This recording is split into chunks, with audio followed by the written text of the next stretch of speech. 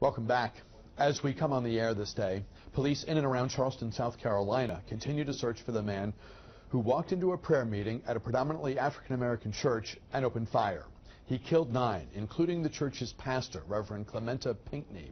The assailant is described only by authorities as a white man in his early 20s. Federal officials, understandably, are calling this a hate crime. This tragedy hits close to home for our colleague Armstrong Williams. His cousin was the pastor at Emmanuel African Methodist Episcopal Church. Welcome, and we extend our deepest sympathies to you and to your family. This had to have been the worst possible call to have received, late in the evening or possibly overnight. Well, you know, this happened around 9 p.m. last night. They started the prayer service around 7. This young stranger was in the church there for about an hour. We talked to some of the elders in the church. They said this kid stood up in the church, said, "I'm here to kill everybody except one." And he just started shooting. That's what happened. He started shooting for no reason at all. People were scared. He killed 6 women, 3 men. You know, in church today, there are not a lot of men in the church, and they could not stop him. They saw him run out the church, got into this car, they drove off, somebody was waiting for him, and when he arrived at the church, one of the elders said, he said, "I want to make sure that this is a church that is pastored by Clementa Pinckney." And they said yes. So this was premeditated. It was planned. He knew exactly what he was doing. And then you had Mrs. Clinton in town last night. You had Bush in town last night. And I just think that we don't give these assassins, and this is what he was, he's an assassin. He killed 9 people. He was heartless. He stood up and said, "I'm here to kill everyone but one." That was his goal. That's crazy and so tragic. Can you tell us about your cousin? You grew up, you were telling me just before we came on the air a moment ago, it sounds like you grew up as siblings, given the proximity. Well, listen, we're related on both sides of the family, on my mother's side and on my father's side. His mother lived across the field from us. We were on both sides of the field. We grew up hanging out, hunting, fishing. He always wanted to be a pastor. And you know, let's not forget about Jonetta and other people in the church. His sister Jonetta Pinckney was also in the church. They were inseparable. She was there at prayer service. She died also. And so Clementa was a peacemaker. He had this baritone voice. Just hearing his voice would bring calm. He was on the finance committee in the Senate. He and my brother were talking yesterday, laughing it up. Clementa said, "I got to get back to Charleston." And he only had a slither of the Charleston district. He really occupied Jasper and Lexington County, but his church was there. I mean, this very historic church, Denmark Vesey, the rich history of it. And so he said he had to get back to prayer meeting, and he got back to prayer meeting, and the strange thing that his wife had to go back into a room to gather something, and while she was there, in the room, she heard all this commotion. Because if she had been there, particularly given where the past elder said the seats were situated, she would have been killed too. But he intentionally killed Clementa. What would this midweek service at this historically significant church have been like? Welcoming, hopeful.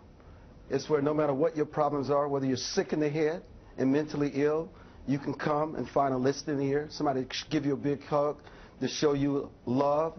They welcome strangers because they feel that strangers are looking to find their way.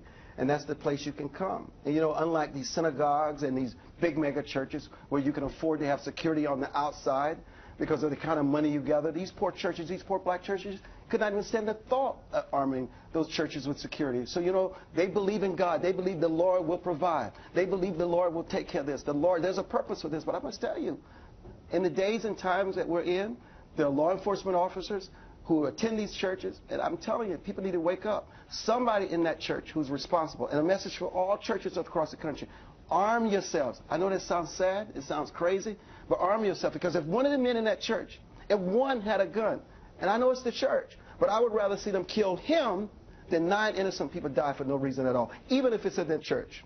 We'd like to think that there are places where our kids will be safe when we send our kids to school in the morning. You go to church on a Sunday or in the evening. we like to think that there are places where we can relax, unpack our cares, and draw inspiration from one another and from our faith. And these incidents shake our belief in the world as we want it to be. You know, it's not about black and white. There's a spiritual sickness. People are disconnected from the Creator. They don't know what to believe. They're mad. They're angry. They want to take it out on someone else instead of themselves.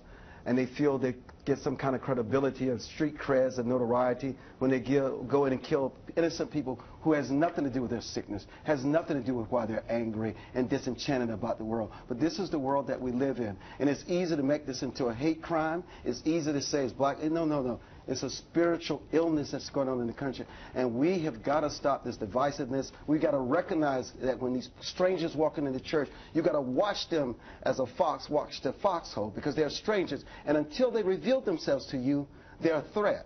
And so the Bible tells us we got to watch as well as pray. And if you're in the church, and if some stranger walks in your church, I suggest you watch them, every move. Because once that kid stood up and said he was about to kill somebody, pandemonium, not only from the church, somebody should have realized, just like on that airplane, during 9/11, if somebody was thinking fast because it never happened before, they could have subdued those people who were trying to bring about destruction, and they did. The church must have the same mentality. What drew your cousin to politics? He had these twin roles for which he was well known and highly regarded. What was the political draw? Clemente, as a boy, always wanted to be a preacher. Politics was not something that was on his mind. And as a pastor, you get to hear and feel and touch the very deep of human emotions and the things that are ailing you. And he just kept hearing these issues, and they were not going anywhere. And he always trusted politicians, not something he had to do, but people, because of who he was. He was a peacemaker. He was very good at finances. He was someone who believed in reconciliation. And so people in the community and the church kept encouraging him to run. It was not something that he wanted to do. And he decided to run, and he won. And he made a huge difference. This guy was loved and respected by both sides of the aisle. He's a Democrat. My brother Kent is a Democrat. And you imagine this man, two cousins who grew up in the tobacco fields and the corn patches end up in the state legislature, where the legislator really has the power and not the governor. Imagine the kind of pride that was for both our families. It's success. And yet, life gone for no reason at all. I'm trying to imagine what the conversation at mealtime at the holidays and at other times would have been like. I know it takes a lot to draw you out of your shell, and it sounds like your cousins have political passions too. I can only imagine the conversations at mealtime and at other times. Yeah, it's true. I was just speaking to my brother Bruce, who had taken my mother for a checkup this morning, my 89-year-old mother, and he was just so angry. Just so angry. And you know, there's some people when they're angry like this, they become paranoid. And you know, sometimes you got to let go of the anger. You got to let go of the revenge, and you've got to allow the legal system to come into place and bring resolution to this tragic situation. Can you, for folks who don't know the Charleston community and history, can you sort of place Emmanuel AME Church for us? Oh, it's one of the oldest churches. It was founded around 1820. It burned down by the Ku Klux Klan around 1836. It was rebuilt, and the doors were reopened around 1886 or 1896. It was a place where Martin Luther King spoke, where all the great leaders of the civil rights movement would go. You know, in a place like Charleston, South Carolina, it's just splattered with churches all over the place. And it also has personal meanings for us also, because we own, Howard Sturck Holdings, my business, owns a television station in the market. So we're really invested into that community. And so it was a thriving place. And the last thing someone would have expected, because everybody was on a high last night over the Clintons and the Bushes being in town. And 30 minutes into that, it was just shattered because police and sirens were everywhere, and people were trying to figure out what in the world has happened. I know you're on the way to the airport, on the way to a plane, and to be with loved ones. Not today. Not the weekend. No, not today. Thank you for your reflections and for your time. I know it's just an awful time for the family, and we extend our deepest condolences to you and to the family. It only has meaning, brother, if we can learn from it and try to make sure that these situations don't happen again. Armstrong Williams, a member of the family here at News Channel 8. Thank you again so much.